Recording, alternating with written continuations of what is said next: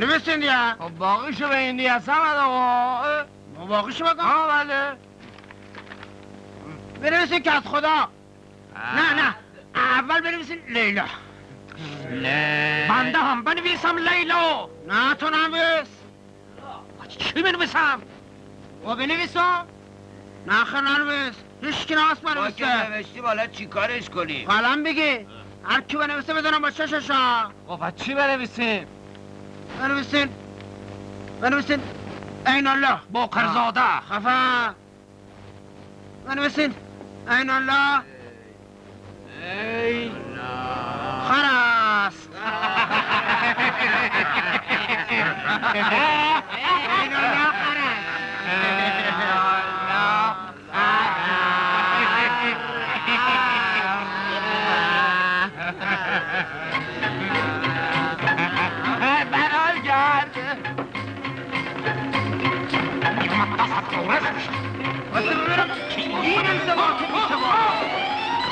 من یکی حاضرم روزی 1 ساعت دماغمو بگیرم زیر لوله اگزوز اتوبوس با بچه‌هایی که اقلن از پدر مادرشون یاد گرفتن معلم یعنی چی بود؟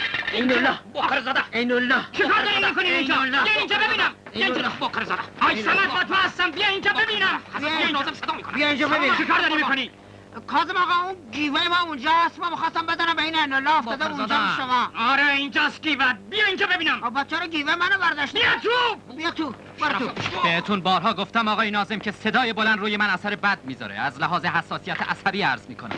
کاظم آقا جناب آقای مدیریت محترم این سمت به من اذیت میکنه. اذیت میکنم؟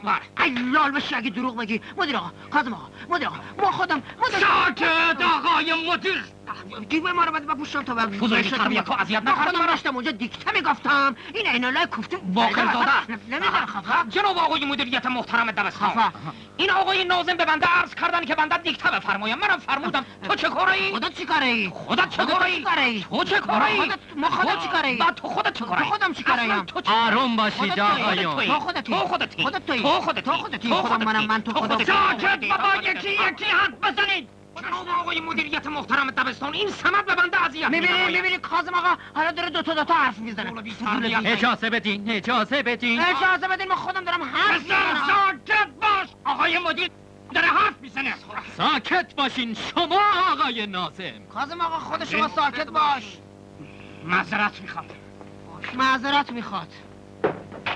از آقایون سروران عزیز خودم خواهش میکنم در نظر داشته باشن که اینجا دفتره و من هم مدیرم. مدیره. ساکت باش. خفا. خواهش میکنم بنشینید.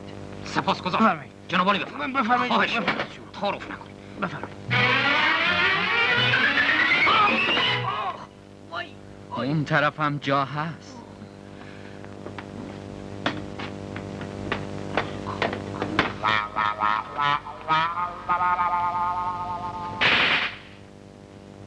نزول بی تربیت هرچی ما میره میشینم میاد پیش ما میشینه.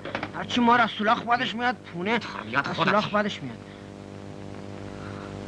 خب بگید ببینم موضوع چیه؟ ما خودم میگم موضوع چیه. من خودم داشتم دیکته میگفتم. این آمد نمیذاره دست بنده گرفت. هرچی ما هم دیکته فضولی کرد و بی تربیت من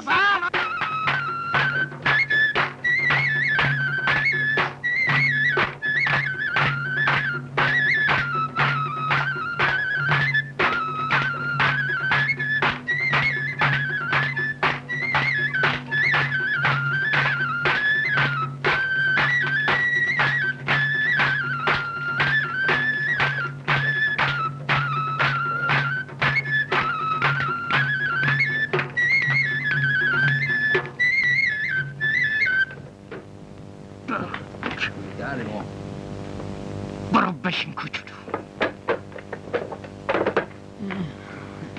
حالا که برای معلمتون گرفتاری پیش اومده باید از این کارا بکنید. این چه گرفتاریه که تمومی نداره. من حالا به شما میگم کدومتون باید اول حرف بزنید. اونی که سنش بیشتره. نخندید. بی ادبه. ادب و نزاکت ایجاب میکنه که هر کسی سنش بیشتره بهش اجازه داده بشه اول حرف. ادب و نظافت ایجاد میکنه هر کی سنش بیشتره اول حرف بزنه. حالا ما حرف میزنم. ولیکن سند من بیشتره. من 35 سال از سندم میگذرم. ما 6 تا سند دارم. حضرت آقای مدیریت شما بگو من از اون سند بیشتر میره یا این سند؟ ما اجازه کم کم داریم پیش میریم. حالا اونی که سنش کمتره صحبت کنه. بعضی وقتا موقعیت ایجاب میکنه به کوچیکتر که طاقتش کمتره اجازه صحبت داده. بعضی وقتا ایجاد میکنه اون که طاقتش کمه کوچیکتر حرف بزنه. حالا ما طاقتم کمه کوچیکتر، ما اول حرف میزنم. حضرت آقای مدیر این که نمیشه که تو هم از من کوچیکتر باشی هم بزرگتر.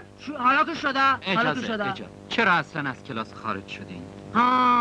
حالا ما بگم کی خارج شد ها؟ بگو.